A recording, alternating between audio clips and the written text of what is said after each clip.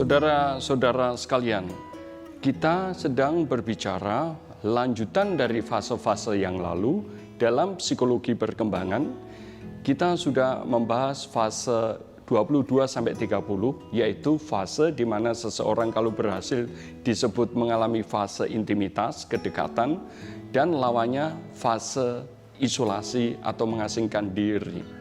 Nah, sekarang kita melanjutkan di usia 31-50 yang disebut dengan fase dewasa. Di fase dewasa ini 31-50, kalau berhasil disebut fase dengan mental generatif, kalau lawannya adalah fase stagnan atau mandek. Kapan orang menjadi generatif dan apa ciri-cirinya? Pertama, orang yang berciri generatif, dia memikirkan untuk keluarganya, dirinya, atau generasi-generasi muda, bagaimana dia bisa menyumbangkan sesuatu untuk perbaikan situasi keluarga, generasi selanjutnya, atau dirinya. Maka orang yang memiliki mental generatif itu biasanya dia produktif, ingin menghasilkan sesuatu, dia kreatif, ingin mengembangkan sesuatu dengan aneka cara, tetapi yang lebih dalam adalah dia biasanya kontemplatif. Orang yang kontemplatif adalah ada hubungannya dengan Tuhan. Lalu dia memikirkan dengan itu semuanya antara Tuhan, keahlian, lalu dia memikirkan apa yang bisa dibuat dengan ini semuanya. Inilah mental generatif. Mental generatif biasanya kalau itu keluarga dengan punya anak-anak, dia ingin memikirkan bagaimana anak-anak bisa studi dengan baik, bagaimana mereka juga mendapatkan kesehatan yang cukup, bagaimana anak-anak bisa gembira, dan bagaimana mereka bisa mandiri nantinya, memilih sesuatu sendiri, dan lalu menentukan hidupnya dengan semua modal yang diberikan orang tuanya. Tetapi kalau orang-orang yang tidak menikah seperti saya, dan seperti para biarawan, juga seperti Romo Dedi yang lagi merekam ini. Mereka adalah orang-orang yang tidak menikah. Lalu apa yang mereka lakukan? Wah, Romo Dedi bisa memikirkan bagaimana produksi filmnya itu bisa digunakan untuk banyak orang. Nah, itu mental generatif. Untuk itu dia latihan kemana-mana, dia mencoba mencari banyak hal di mana-mana, ya nyantri di mana-mana, akhirnya jadilah seperti ini. Nah, ini mental generatif. Ada orang yang lain mengajar di universitas, menulis buku, memberi retret, lalu juga naik gunung dengan orang-orang muda untuk memberikan inspirasi. Dan kadang-kadang mereka lupa bahwa dirinya itu juga sudah relatif tua, tapi mereka mau dengan orang-orang muda dan memberikan inspirasi pada mereka, entah itu dengan cara apa. Dan ini berguna sekali untuk membuat situasi dan dirinya merasa bermakna. Nah, orang yang generatif itu, baik itu bapak keluarga, ibu, mereka kadang-kadang kelelahan. Tetapi kelelahannya itu sepertinya membuat dia gembira, membuat dia itu ada maknanya. Dan bermakna inilah bagian yang paling penting dalam kehidupan. Sehingga orang bisa menjadi sehat, gembira, karena dia merasa bahwa dia tidak sia-sia. Dia telah berbuat sesuatu dengan segala macam kekurangan dan kelebihannya. Dia gembira. Demikianlah orang-orang yang generatif mulai memikirkan kesejahteraan orang lain, mulai memikirkan apa yang bisa dibuat untuk orang lain. Para saudara, orang yang generatif itu tidak hancur oleh keadaan, tidak bisa dimatikan begitu saja oleh situasi baru. Contoh, COVID ini menghancurkan banyak perekonomian keluarga. Orang yang generatif itu, sebagai contoh yang saya kenal, seorang yang bekerja di perhotelan, dia menjadi petinggi di hotel-hotel. Tetapi ketika hotelnya itu harus tutup, dia tiba-tiba dengan tenang mulai melihat keadaan dengan kreativitasnya. Dia mulai membantu istrinya yang berjualan makanan-makanan untuk binatang ya, pet shop. Lalu disitulah dia membantu dengan gembira dan juga berhasil dan bermakna.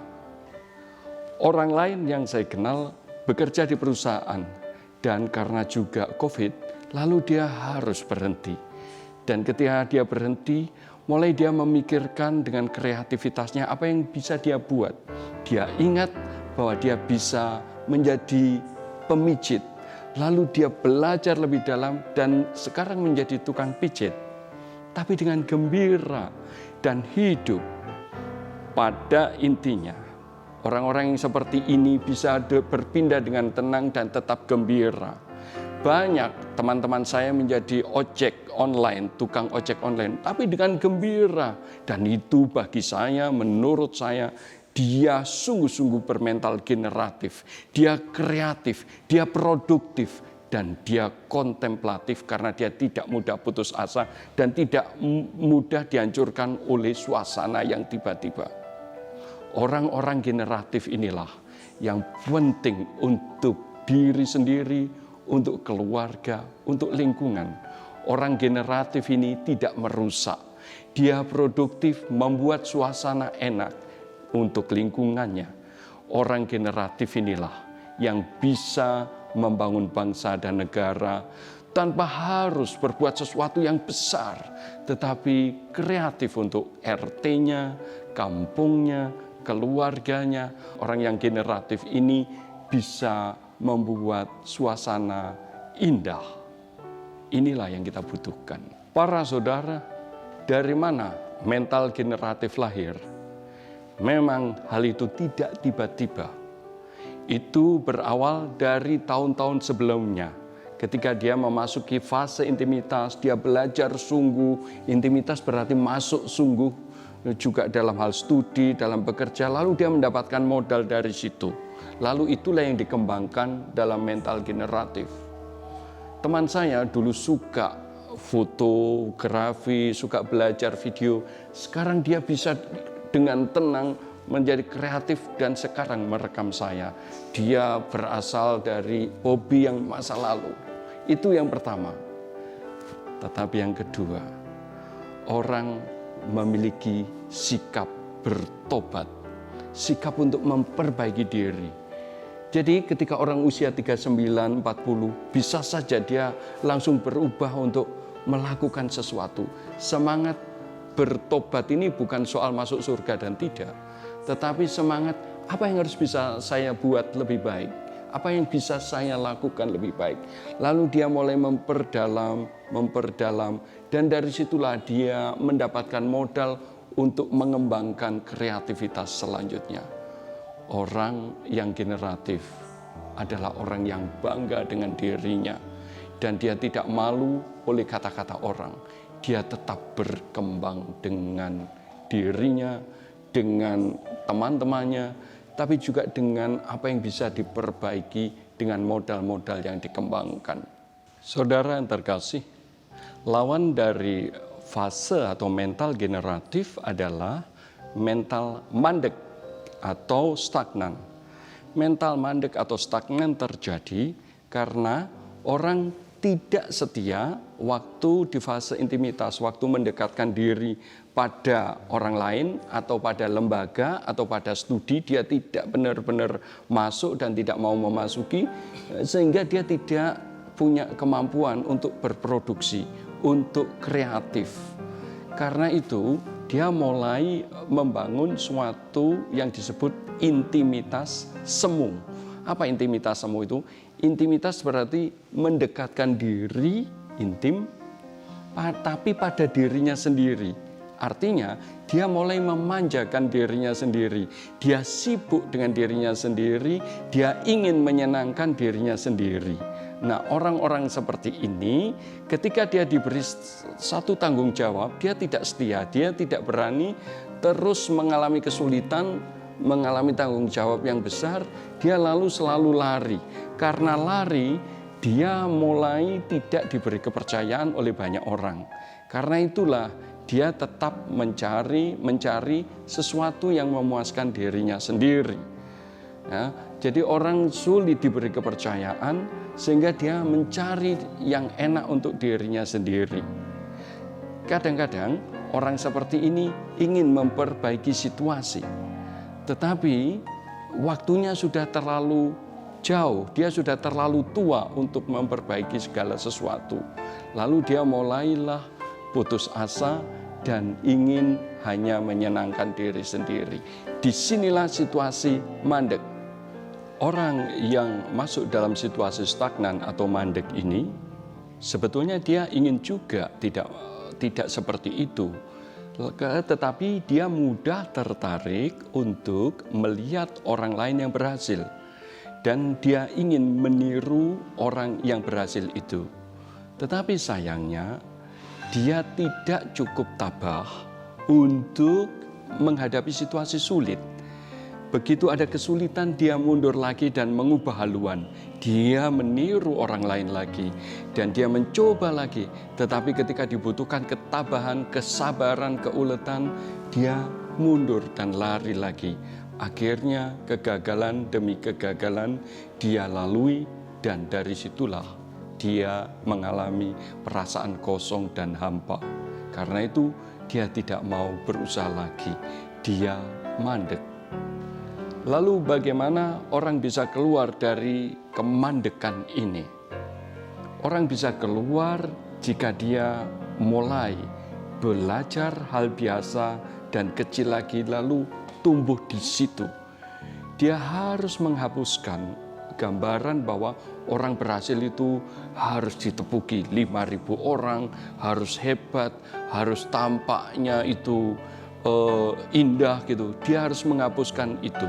Dia harus berani menjalani hal biasa, kecil, sederhana dengan gembira. Dia harus belajar tabah. Para saudara, sekarang kita berbicara soal iman. Orang yang berusia 31 sampai 50, imannya disebut iman terjalin. Apa itu iman terjalin? Iman terjalin itu adalah orang sudah tekun memeluk iman tertentu dengan cara tertentu, dengan cara Katolik, dengan cara Islam, dengan cara Hindu, Buddha, atau kepercayaan atau apapun. Tetapi dalam ketekunan itu dia juga menerima bahwa ternyata tetap dalam hidupnya ada penderitaan, ada kesusahan, juga ada kegembiraan dan keberhasilan, ada kegagalan, ada situasi sulit. Dia menerima itu dengan yakin. Contoh, dalam masa COVID ini, tiba-tiba orang mendapatkan PHK. Dulu dia makan dengan ayam, dengan daging, dengan banyak hal yang enak, yang disebut enak. Kini dia dengan istrinya mulai merundingkan situasi itu, mulailah dia menyederhanakan. Dia memasak dengan apa yang ada, dia mencari tempe, tahu, dia menggoreng ikan, apa saja yang biasa. Lalu disitulah dia hidup dengan sungguh-sungguh bergembira karena dia yakin ada Tuhan di hatinya dan dia didampingi oleh Tuhan Allah yang Maha Tinggi. Dan disitulah dia menjalin imannya dengan situasi hidup konkret dan dia gembira dengan situasi itu. Dia tetap yakin inilah contoh iman yang terjalin. Sebagai kesimpulan para saudara, orang yang berusia 31 sampai 50, dia terus harus mengembangkan masa situasi generatifnya untuk mengembangkan diri. Kalau dia tidak mau, dia memang bisa masuk dalam situasi mandek. Imannya pun demikian. Imannya disebut iman terjalin karena mau menerima segala situasi kegembiraan dan kegagalan, kesakitan dan kesehatan dalam keyakinan imannya. Nah, peluang dari usia 31 sampai 50 dalam bahasa agama disebut pertobatan, mau berbalik. Tapi dalam bahasa psikologi kita menyebutnya mau mencoba untuk menyederhanakan cara pandang. Supaya yang wah-wah tadi dia bisa sederhanakan. Dia bisa kembali menerima kehidupan yang biasa bukan dengan berpindah-pindah. Tapi memperdalam, mau masuk dengan setia, pada apa yang sudah dilalui, tetapi dengan wawasan baru. Dengan pembaharuan itulah dia bisa menerima hidup dengan gembira. Mungkin pandangan masa lalunya yang wah-wah tadi hancur, tetapi dia tetap gembira memaknai hidup. Dia gembira dengan keluarganya, dengan dirinya, lalu dengan itulah dia menjalani hidup.